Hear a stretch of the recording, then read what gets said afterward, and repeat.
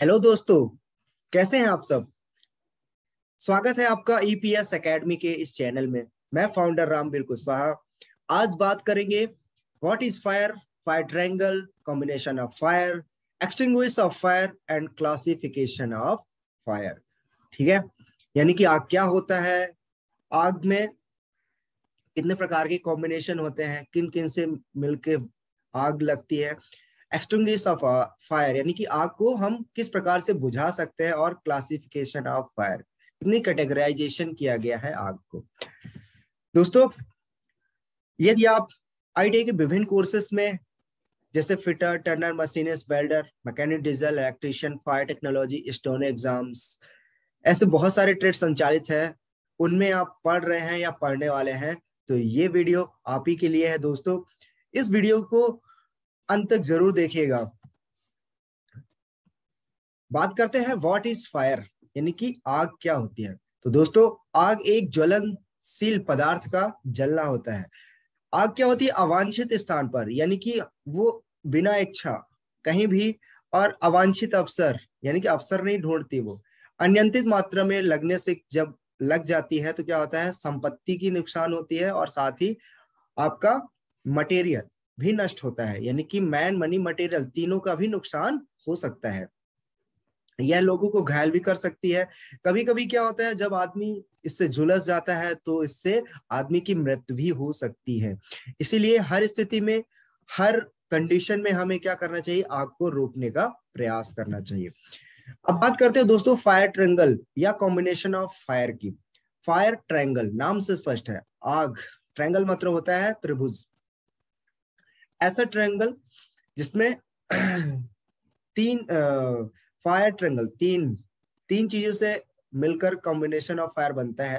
पहला है फ्यूल यानी कि ईंधन, दूसरा ऑक्सीजन और तीसरा होता है हीट। बात करते हैं फ्यूल की। ये देखिए आप लोग, फ्यूल फ्यूल यानी ईंधन। अगर इसमें फ्यूल कौन कौन से हो सकते हैं, सॉलिड हो सकता है, लिक्विड हो सकता है, गैस हो सकता है, इलेक्ट्रिकल इक्विपमेंट हो सकते हैं, मेटल्स हो सकते हैं, ये सारे क्या होते हैं, फ्यूल्स यानी ईंधन होते हैं। अब बात करते हैं ऑक्सीजन की। तो दोस्तों, ऑक्सीजन क्या होती है, हमारे वातावरण में मौजूद है पर्याप्त मात्रा में, उसको कहीं लेने जाने की जरूरत नहीं है। ये देखिए फायर ट्रायंगल यहाँ पे फिगर के माध्यम से आपको दिखाया भी गया है। तो ये देखिए ऑक्सीजन, यहाँ पे हीट और ये फ्यूल, इन तीनों को ये जो आपस में मिल जाते हैं तो क्या हो जाती है, आग लग जाती है दोस्तों, और बहुत ही खतरनाक रूप धारण कर लेती है। ये आप लोग देख पा रहे होंगे। ठीक है दोस्तों, नेक्स्ट तीसरा एलिमेंट था, हमने बात कर रहे थे हीट यानी कि तापमान की।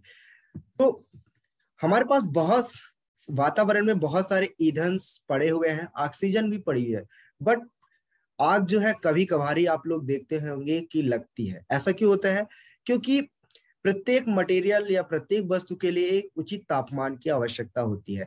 जब तक उसको प्रॉपर उचित तापमान नहीं मिलेगा दोस्तों, तो उसमें क्या होगा, आग नहीं लगेगी। जैसे देखिए क्या होता है,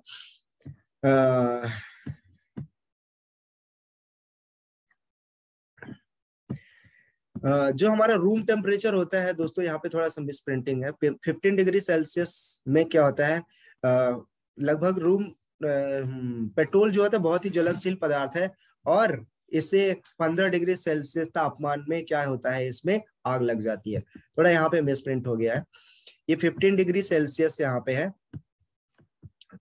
यहाँ पे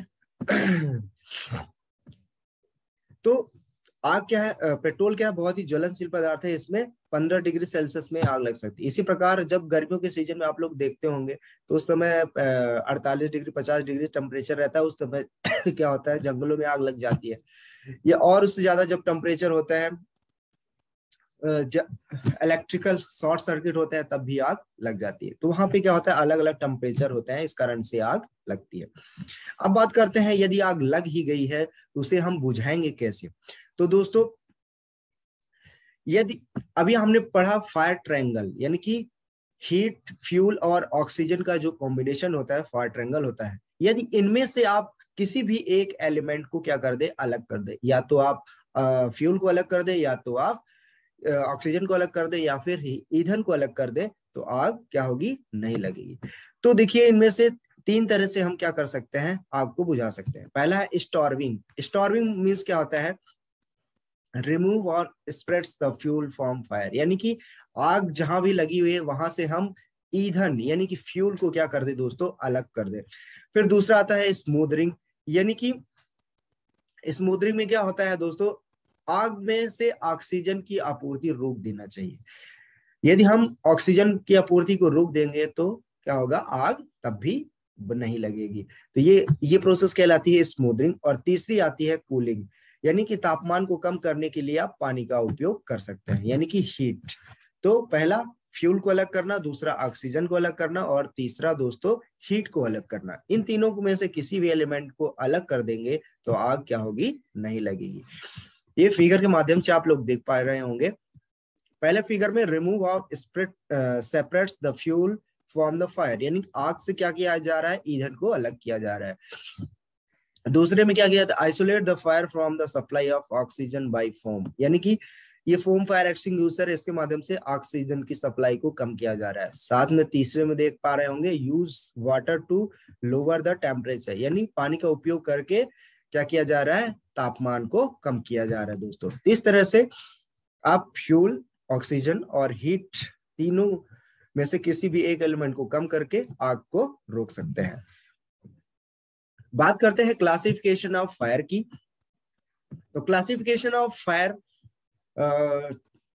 6 प्रकार के होते हैं दोस्तों, जो अकॉर्डिंग टू निमी, जो गवर्नमेंट सरकार है, national instructional media of institute, इसके अकॉर्डिंग 4 प्रकार से बताया गया, class A, class B, class C, class D.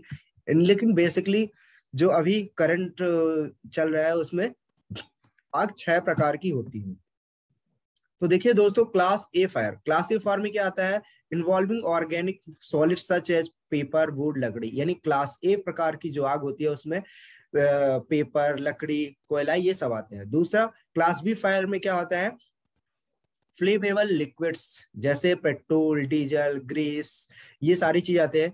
फिर class C fire, class C fire में फ्लेमेबल गैसेस, गैसेस में एलपीजी यानी कि लिक्विड पेट्रोलियम गैस हो गया है, और इसी प्रकार से और भी बहुत सारी गैसेस होती हैं, वो भी आती है इसमें। फिर class D fire, class D fire में कंबस्टिबल मेटल्स, मेटल्स यानी कि धातुएं, विभिन्न प्रकार की धातुएं जैसे टाइटेनियम, मैग्नीशियम, ये धातुएं आती है। और क्लास ई फायर में क्या होता है, इन्वॉल्विंग इलेक्ट्रिकल इक्विपमेंट अप्लायंसेस, यानी कि क्लास ई प्रकार की जो आग होती है इसमें इलेक्ट्रिकल इक्विपमेंट जैसे कंप्यूटर हो गया, आपका टीवी हो गया, ये सारी चीजें, इनसे बने हुए और भी विभिन्न प्रकार के इलेक्ट्रिकल इक्विपमेंट्स। अब निमी क्या करता है कि क्लास डी फायर में ही मेटल्स और इलेक्ट्रिकल इक्विपमेंट को क्या कर देता है, इकट्ठा कर देता है, इसीलिए वो उसने 4 प्रकार से क्लासिफाई किया है। और इंडस्ट्री में कुकिंग का बहुत ही रेयर कहीं कहीं इस्तेमाल किया जाता है, इसलिए क्लास एफ जो फायर रहता है या क्लास के फायर भी बोलते हैं इसको, इन्वॉल्विंग कुकिंग, यानी कि किचन, जहाँ पे बड़े बड़े किचन होते हैं, खाना बनता है, वहां पे क्या कभी कभार आग लग जाती है, वहां के लिए क्लास एफ फायर या क्लास के फायर के नाम से इसको क्लासिफाई करते हैं। तो आइए देखते हैं फिगर के माध्यम से दोस्तों। इस प्रकार से आप लोग देख पा रहे होंगे कि class A fire, class A fire में देख पा रहे होंगे सॉलिड मटेरियल्स, ठीक है, सच है जैसे पेपर, वुड यानी कि और प्लास्टिक। क्लास बी फायर में फ्लेमेबल लिक्विड जैसे पैराफिन, यानी कि तारपीन का तेल जिसको आप बोलते हैं, पेट्रोल हो गया, फिर डीजल हो गया, ग्रीस हो गया, ये सारी चीजें आती है। फिर class C fire, class C fire में क्या होता है, गैसेस, गैसेस जैसे LPG, liquid petroleum gas, propane, butane, methane, ये सारी गैसेस ज्वलनशील गैसेस आती हैं। फिर क्लास डी फायर में are the fires that ignited with metals such as aluminium, magnesium और टाइटेनियम। इस एल्यूमिनियम, मैग्नीशियम, टाइटेनियम ये सारी क्या है, मटेरियल्स, इनमें आग लग जाती है, वो क्लास डी में आती है। अब क्लास ई में क्या होता है, इन्वॉल्विंग इलेक्ट्रिकल इक्विपमेंट, जैसे हमने बताया आपको, कंप्यूटर है, टीवी है, फ्रिज है, और भी बहुत सारे इलेक्ट्रिकल इक्विपमेंट, इनमें जब आग लगती है तो ये क्लास ई में आती है। और क्लास एफ में क्या होता है दोस्तों, कुकिंग ऑयल यानी खाना बनाने वाले तेल, जैसे सरसों का हो गया और बहुत सारे तेल आते हैं, जब इनमें क्या होता है बहुत हीट हो जाती है तो इसमें अचानक आग पकड़ लेती है, तो इसको क्लास एफ से डिनोट किया गया है, या इसको क्लास के कहीं किसी किसी देश में का क्लास के नाम से भी जाना जाता है। दोस्तों आई होप ये वीडियो आपको बहुत ही अच्छी लगी होगी। ईपीएस एकेडमी के इस चैनल को सब्सक्राइब करना मत भूलिएगा, साथ ही बेल आइकन जरूर प्रेस करिएगा। इस वीडियो को विभिन्न social media, Facebook, LinkedIn, Instagram, WhatsApp के माध्यम से अपने दोस्तों में फैलाइए। ये वीडियो बहुत ही उपयोगी है दोस्तों। और हाँ, यदि आप गवर्नमेंट आईटीआई के बाद गवर्नमेंट टेक्नीशियंस एग्जाम की तैयारी कर रहे हैं, जैसे इंडियन ऑर्डर फैक्सी, डीआरडीओ, ISRO, इसरो और एनटीपीसी, गेल, स्टील, डीआरडीओ, भेल, ये सब बहुत सारी क्या है प्राइवेट सेक्टर्स की और गवर्नमेंट सेक्टर की महारत्न, मिनी रत्न कंपनियां हैं, यहाँ पे आप तैयारी कर रहे हैं तो ईपीएस एकेडमी प्रोवाइड करता है live classes, test series, quiz, study materials, doubt clearing session, proper career guidance. दोस्तों तो तुरंत जाइए, get it on Google play और download EPS academy app. Improve your performance, अपनी परफॉर्मेंस को इम्प्रूव करिए, अपनी एनालिसिस को बढ़ाइए और अपने सपनों को सच करिए। Thank you for watching. मिलते हैं नेक्स्ट वीडियो में नए टॉपिक के साथ।